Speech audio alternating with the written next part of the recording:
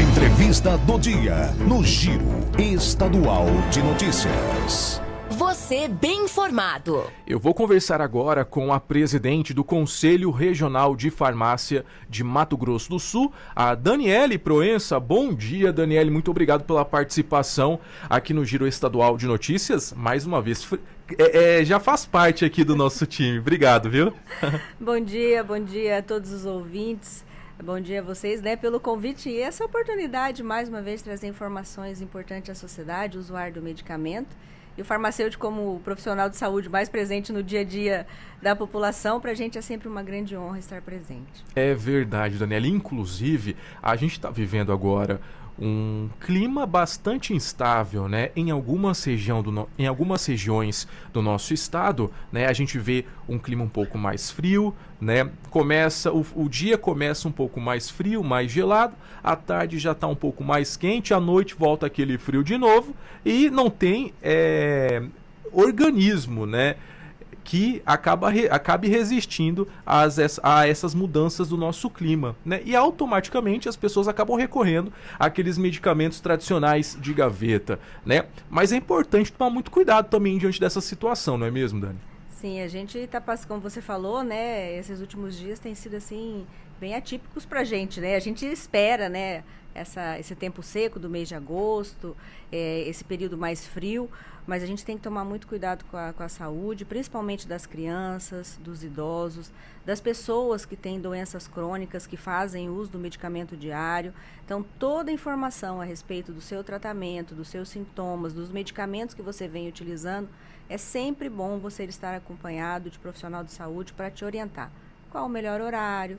Qual a melhor forma de você tomar aquele medicamento? Se você está tendo alguma reação adversa, sempre você relatar. A gente observa que nesse clima, né, as pessoas que têm problema com hipertensão, diabetes, elas acabam sofrendo um pouco mais. Alteração de pressão, às vezes uma tosse seca, pode estar relacionado com o uso de algum antihipertensivo. Então, você recorrer sempre ao farmacêutico, ao seu prescritor, para estar sanando essas dúvidas e não fazer a automedicação. Essa questão da automedicação é uma grande realidade que acontece aqui no nosso país hoje, né? E as pessoas acabam tendo na cabeça que, por ser um medicamento que não precisa de receita, que você vai lá e compra na farmácia a qualquer momento, não tem problema nenhum, mas aí é que mora o perigo. Tem gente que acaba tendo vários tipos de prejuízos, não é mesmo? Intoxicações, né? Quais são os principais riscos de essas automedicações, Dani? Você sabe que é o trabalho que a gente vem fazendo constantemente, né? E todas as oportunidades que a gente tem de falar sobre as pessoas, como você falou, né? É um medicamento que não precisa de uma prescrição, é um medicamento que é um analgésico, um antitérmico, para diminuir aqueles sintomas que às vezes você acorda com uma dor de cabeça, com uma dor no corpo, e aí você tem o medicamento em casa, você acaba utilizando. Mas a gente tem que tomar muito cuidado. Então, assim, mesmo sendo um medicamento que a gente chama MIPS, né, livre de prescrição médica, um medicamento que não é tarjado, mas é um medicamento. Então, ele traz reações, ele interfere na ação de outros tratamentos. Você pode mascarar uma doença, né, quando você anula esse sintoma, né? Então, a gente sabe que a febre é um sintoma que ela está relacionado com algum outro tipo de saúde. Então, quando você toma um antitérmico e você acaba diminuindo essa febre, você não busca o atendimento, né? E isso é o que nos preocupa, você fazer uso diariamente de um anti-inflamatório que pode causar um problema gástrico, de um antitérmico, e você não vai buscar o porquê que você está com febre, o porquê que você está com aquela dor, essa dor de cabeça insistente. Então, essa é a nossa preocupação. E, infelizmente, a sociedade tem uma cultura de ter a farmacinha ali em casa. E você passa, às vezes, 2, 3 dias tomando um medicamento por conta, sem buscar um atendimento. Então, a gente vem sempre debatendo e falando em todas as oportunidades que a gente tem sobre esse risco. O risco de você não ter certeza, né, do porquê daquele medicamento, o porquê daquele sintoma e de que forma que você pode tratar de maneira correta. Agora, Daniele, qual é o medicamento que não pode tomar de jeito nenhum em situações como essa? Sempre tem aquele medicamento que talvez é um pouco mais forte e que acaba sendo muito presente na vida de algumas pessoas. Quais são esses medicamentos que hoje que o Conselho vem trabalhando, vem alertando a população desse alto excesso, dessa automedicação? Qual é o medicamento que hoje o Conselho, assim, que você, com a sua experiência, acaba dizendo, toma cuidado, isso daí vai te fazer mal? Na realidade, a gente tem uma preocupação com todos os medicamentos, né? Vamos pensar nessa situação que a gente está vivendo agora com esse clima aqui em Mato Grosso do Sul. A gente sempre tem um medicamento para gripe, né? Um antigripal em casa. Mas o que tem na fórmula desse antigripal? Então, assim, ali a composição normalmente vai um paracetamol, normalmente vai um antitérmico, né, um antialérgico. Então, é uma composição para diminuir os sintomas. A gripe não tem cura, a gente tem que deixar o corpo descansar e a gente se restabelecer. Aí a gente acaba utilizando alguns medicamentos que diminuem esses sintomas, esse incômodo de dor no corpo, de coriza, de dor de cabeça. Só que a gente também tem um problema muito sério aqui com a dengue. E normalmente essas fórmulas, elas têm AS. A AS ela é um medicamento que, se você está com dengue, ela pode evoluir para uma dengue hemorrágica. Então, não faça automedicação, sempre busque orientação. Paracetamol, ele é um medicamento muito bom para febre, para dor, mas precisa também ter um acompanhamento. Ele tem uma dose máxima diária que você pode tomar. A partir dessa dose, você pode colocar o seu fígado, né, em risco. Então, eu estou tomando paracetamol de uma fórmula separada, estou tomando um antigripal que também tem esse paracetamol, então essa associação, essa soma dessa quantidade de miligrama, né, do medicamento, pode gerar sim um problema muito sério de saúde. E aí a gente fica sempre preocupado, a utilização correta dos antibióticos, né? Então a gente precisa ter esse cuidado, finalizar. Quando você recebe uma prescrição, ali tem a miligramagem, tem a posologia, tem o modo correto de você tomar, por quantos dias, né? Então tudo isso interfere. Então, se você não finalizar o seu tratamento, automaticamente aquela infecção vai voltar. Então, mais uma vez a gente repete aqui, né? E é tão importante a gente reforçar essa fala para quem faz uso do medicamento. Finalize o seu tratamento. Tenha certeza de que você está tomando da maneira correta, principalmente crianças e idosos, né? Então, eu sei que é um incômodo, né, para a criança fazer uso do xaropinho, fazer uso talvez de um comprimido, se ela conseguir, né, engolir. O idoso também a gente tem que pensar numa melhor forma farmacêutica para que ele possa tomar aquele medicamento sem ter interferências e nem que ele pare de fazer uso. Então, assim, são várias situações que envolvem o medicamento. Por isso, o nosso trabalho, a nossa preocupação e sempre colocar o farmacêutico como ponto principal de auxílio à população. Você sabe, Daniele, que o tempo vai passando, né? As coisas vão mudando e a gente tem a sensação que algumas coisas há 15, 20 anos atrás, né, não são mais do mesmo jeito que hoje, né? Em termos de alimentação, em vários aspectos. Essa situação também se enquadra no mercado farmacêutico.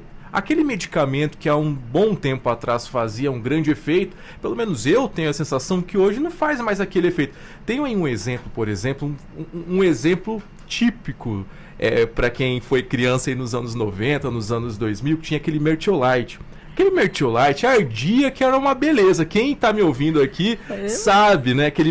Quando você caía, ralava o joelho, caía de bicicleta, caía da árvore e sua mãe aparecia com aquele tubinho vermelho, já criava um pânico. Já melhorava na hora. Já melhorava, sarava de forma automática. Hoje a gente vê que o Mertiolate nem arde mais. Então, como que tá hoje? O tempo vem passando, essas mudanças também acontecem no mercado farmacêutico? Os medicamentos vêm mudando a fórmula?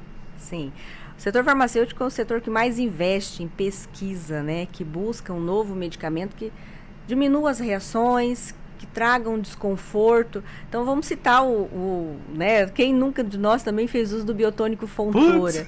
E emulsão de Scott, né? Então, assim, naquela época... Hoje não parei de comer. É verdade. Então, assim, o teor alcoólico, ele era muito alto, né? Porque, claro, as pessoas buscavam, né, fazer um medicamento que tivesse um bom resultado. Então, a maceração, a utilização do álcool para você extrair aquele ativo, a maior parte das fórmulas farmacêuticas existem ativos ainda que são necessários para que você faça essa dissolução, né, para que você faça um produto de qualidade, para que ele tenha um aspecto bonito. A gente compra muito pelos olhos e o medicamento, infelizmente, não fica distante disso também.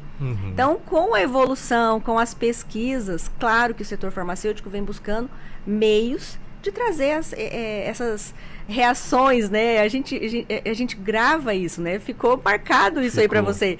Então, a utilização do mertiolate, ele doía muito mais do que o próprio machucado naquele momento, né? Mas aí fez parte da nossa memória afetiva, né? Da nossa memória.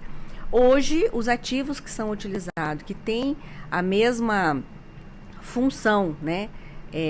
Ele já não causa mais essa ardência. Então, por isso que o setor farmacêutico, todos os dias, ele está inovando, todo dia está buscando uma nova forma de atender. A gente busca medicamentos que trazem uma menor reação adversa, aquele menor desconforto. É uma cápsula incolor, é um produto que tem uma embalagem diferenciada, até a maneira com que você vai, o copinho medida, hoje tem as seringas, né, para as crianças, que elas vêm até com formato diferenciados, com cores diferenciadas, com sabores.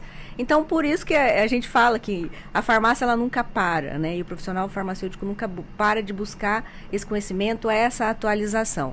Então, enxergue isso como um lado positivo, tá, Carlos? Então, assim, você sofreu, mas hoje as crianças, né, e as pessoas que precisam já não estão sofrendo tanto como a gente. Pois é. Mudanças, né? Mudanças. Ô, Daniele, a gente recebeu aqui uma mensagem no nosso WhatsApp no 999745440 falando justamente sobre esses medicamentos, né, desse momento em que nós estamos vivendo, as pessoas estão gripadas, e tem aquela vitamina C. A nossa ouvinte, Marina, lá de Maracaju, ela quer saber, aquelas cápsulas de vitamina C que vende na farmácia, que você tem que colocar na água, ela de fato, ela faz efeito no organismo ou não? Muito obrigada, Marina, pela pergunta, é importante. Sim, só que se você vai tomar uma cápsula efervescente ao dia, e ela tem que, sim, você colocou, né, para ela no processo de efervescência ali na água, assim que ela diminuir a efervescência, você já tem que fazer uso. E é uma vez ao dia. Então, a gente sempre escuta as pessoas falar, eu tomo 3, 4 vezes. É docinho, parece É docinho, Fanta. é gostoso. Às vezes a pessoa, ela faz, né, esse processo da efervescência e ela deixa o copo parado ali do lado por, sei lá, 10, 15 minutos, porque ela fala assim, eu não gosto desse sabor, né, que ele ainda permanece. Mas aí você perde a eficácia do produto, do medicamento. Então, diminui. Mas também, lembrando que essa dosagem de 1 grama, 2 gramas, ela vai muito além, né? Ela ultrapassa um pouco a necessidade diária de vitamina C. Mas também não podemos deixar aqui de reforçar. Os medicamentos estão aí, os suplementos para nos auxiliar. A nossa vida hoje, o nosso dia a dia, né, é totalmente diferente. A gente, infelizmente, pula, né, o horário correto de se alimentar, de tomar o café da manhã, do almoço, do jantar, do lanchinho no meio da tarde, né? Isso é importante. E aí a gente acaba utilizando medicamentos, aminoácidos, suplementos para repor essa necessidade. Ok, perfeito. Só que a gente também não pode substituir aquilo que o nosso corpo necessita como alimento diário, do alimento mesmo. E a gente ter a forma saudável. Então a gente vai fazer uma caminhada, a gente vai tomar uma quantidade de água boa durante o dia que o nosso corpo precisa. Isso é uma informação legal também. Por favor. As pessoas sempre falam assim, tome 2 litros de água por dia. Mas nós somos seres individuais. Cada pessoa tem uma necessidade. Então, a gente tem uma formulazinha muito básica, mas que auxilia. São 35 ml vezes o seu peso. Esse resultado é o que você, Carlos, precisa de água durante o dia. Eu preciso muito menos, eu tenho 1,60 m, né? Então, você vai fazer esse cálculo.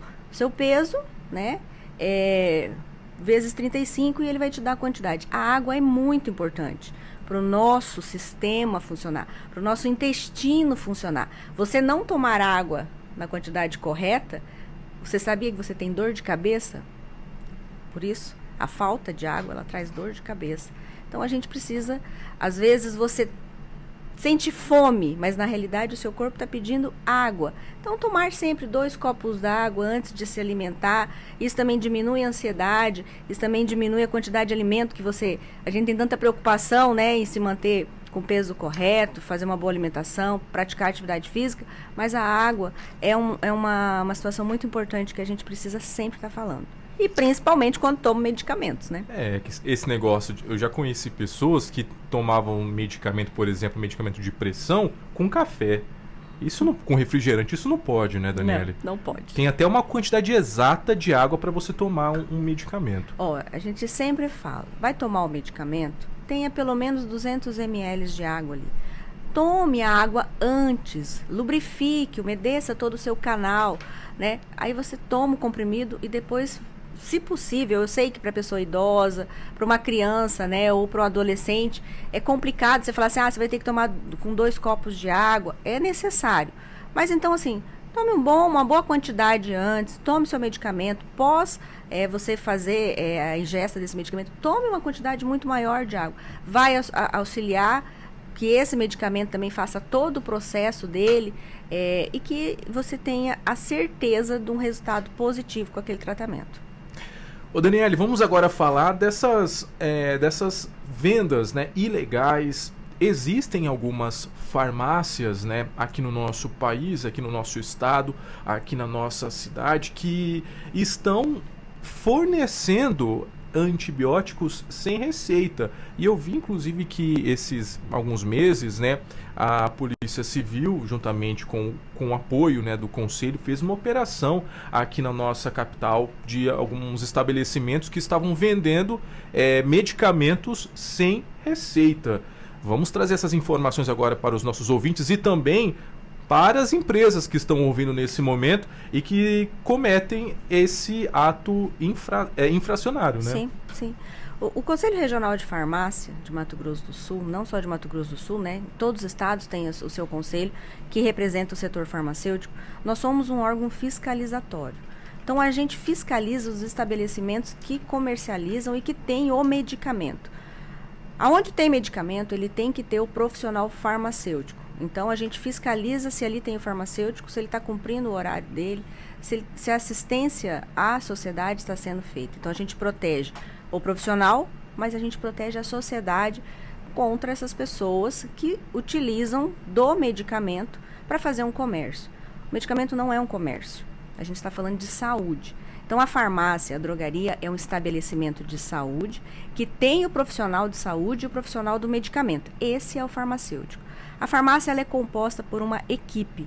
Então, ali a gente tem o balconista, tem o gerente, tem a menina que trabalha no caixa, tem as pessoas que fazem todo o trabalho ali de limpeza, de organização. Então, é uma equipe. A gente pode considerar de 5 a 15 pessoas que fazem parte daquela empresa.